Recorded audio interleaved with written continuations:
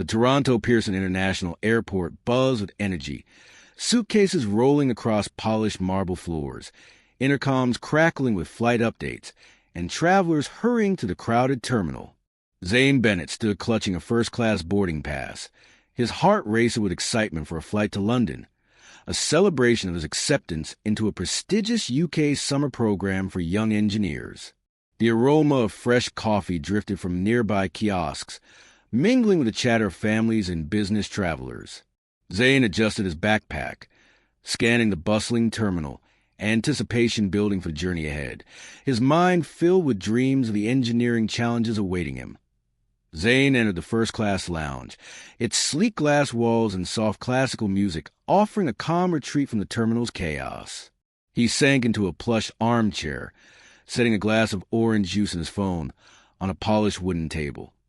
The first-class stamp on his boarding pass a symbol of his academic success. Travelers around him sipped lattes, rustled newspapers, or tapped on laptops, their murmurs blending with the clink of glassware. Zain leaned back, savoring the serene moment, his thoughts drifting to the opportunities awaiting him in London. A text appeared on Zain's phone from Victor Bennett. "Boarding soon? Let me know when you're settled." Zain typed a quick reply, his expression softening at the thought of his father, the CEO of Skyhaven Airlines, a man whose humility shone despite his success. The lounge's soft music and the distant hum of plane engines deepened Zain's nostalgia, his heart warmed by the promise of reunion with his father after a month apart. Zain Bennett boarded the Skyhaven Airlines flight, clutching his first-class boarding pass, his excitement palpable as he stepped into the airplane cabin. The low drone of warming engines and the scent of fresh upholstery filled the air. At the first-class entrance, Claire Thompson scanned his ticket, her professional smile faltering as she studied the pass, her posture stiffening. Zain's dark eyes met hers with quiet confidence, unaware of the challenge ahead, as the cabin's soft lighting and hum of activity surrounded them. Claire pointed to the back of the plane, her voice sharp. "Economy is that way," she said. Zain frowned, standing in the aisle with his backpack over one shoulder.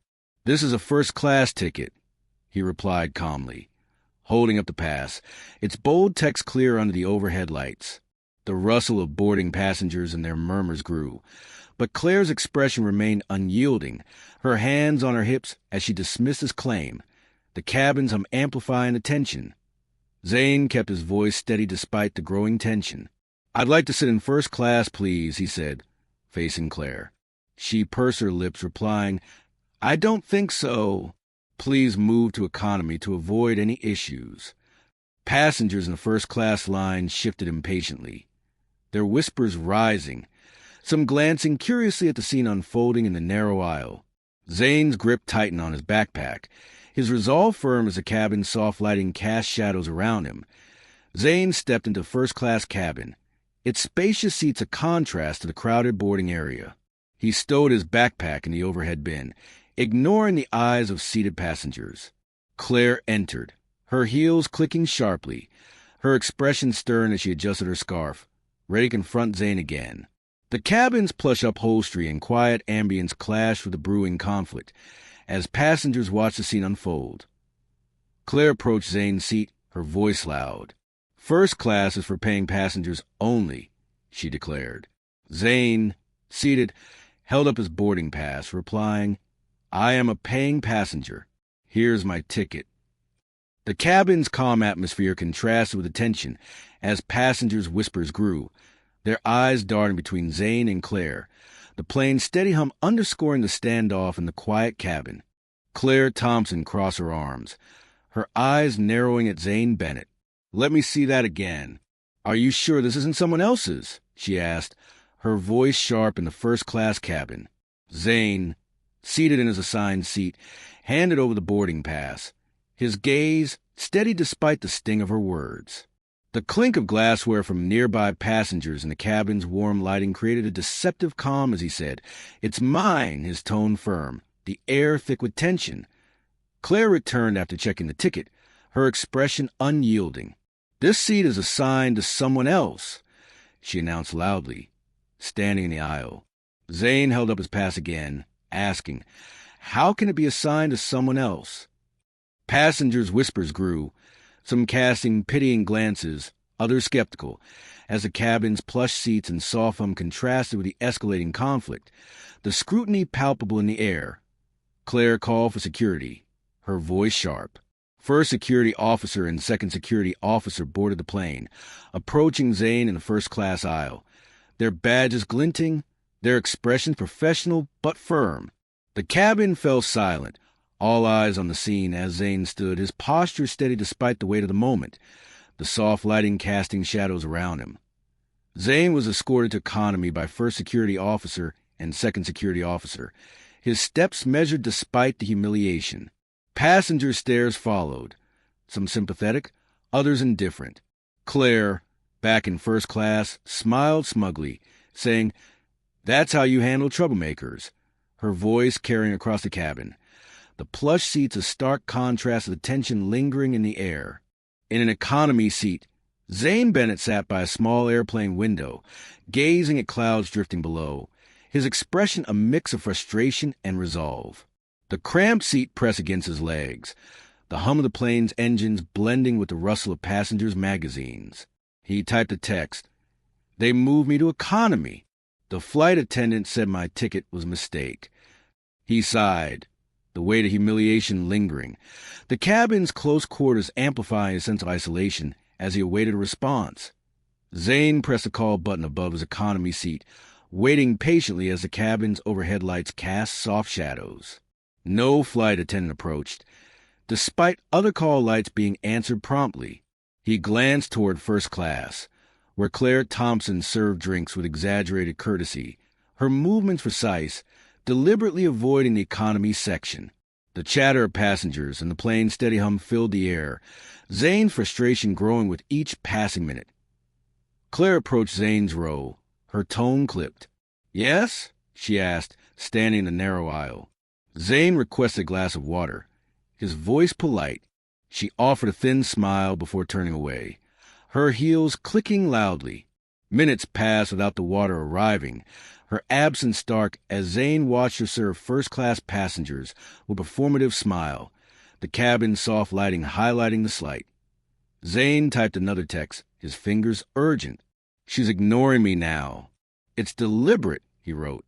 A reply from Victor Bennett came instantly. "Stay where you are. I'm making a call." Zain leaned back, his expression resolute as the plane's unsteadied his resolve, the cramped economy cabin feeling smaller with each moment of Claire's deliberate neglect. In the cockpit, the captain answered a secure line, the hum of instruments blending with the faint roar of jet engines vibrating through the plane's frame. He listened intently to Victor Bennett, his face tightening with focus as he nodded, absorbing the gravity of the situation. The cockpit's control panels glowed softly, casting flickering reflections on the walls, while the distant chatter of passengers filtered through the closed door. The captain's steady posture belied the weight of the call as he processed Victor's instructions about the mistreatment unfolding on the flight, his resolve hardening to address the injustice swiftly and decisively. The captain stood in the cockpit doorway, summoning Claire Thompson with a firm gesture, his expression serious under the dim overhead lights. Claire approached hesitantly, her confidence shaken as he said, "I've spoken with the airline's owner about his son. This situation is unacceptable." The cockpit's control panels blinked rhythmically, the plane's steady hum amplifying the tension. Claire's hands fidgeted nervously, her usual composure unraveling as she stood in confined space, the weight of her actions settling heavily, her eyes darting to the floor as she grappled with the implications. Claire returned to the first-class cabin, her steps slow and uncertain, the soft clink of trays and passenger murmurs filling the air. She approached Zain Bennett in economy, offering a glass of water, her voice uncharacteristically soft and tinged with unease. Zain sat by the window, his posture calm as he declined politely, his expression neutral but resolute. The cramped economy seat contrasted sharply with the spacious first-class cabin visible in the distance, the plane's steady hum grounding the tense moment as passengers glanced curiously at the exchange. Claire crouched beside Zane's economy seat, her voice trembling as she said, "I'm sorry for earlier." It was a misunderstanding, and I was wrong to doubt you." Her hands clasped tightly, betraying her discomfort. Zain replied calmly, "It's not in my hands." Turning to gaze out the window, his composure unshaken despite the ordeal. The hum of the plane and soft passenger murmurs underscored the quiet standoff, the cabin's dim lighting casting a gentle glow on Zain's face as Claire lingered, her apology hanging in the air, unanswered. The plane landed smoothly in London, its wheels gliding on the runway as a sleek black SUV pulled up on the tarmac, its polished surface gleaming under the airport's floodlights. Victor Bennett stepped out, flanked by first airline executive and second airline executive, their commanding presence silencing the tarmac's usual bustle. The cool evening air carried the distant roar of jet engines and the faint scent of fuel, while ground crew in reflective vests moved purposefully nearby. Victor's purposeful stride and the executive's focused expressions signaled the gravity of their arrival, their silhouettes dark against the illuminated terminal in the distance. Victor boarded the plane, his eyes scanning the economy section with quiet intensity. He crouched beside Zain Bennett, seated with his backpack, and asked gently, "You okay, son?" His voice was warm, steadying the hushed cabin where passengers clutched their belongings, their whispers fading.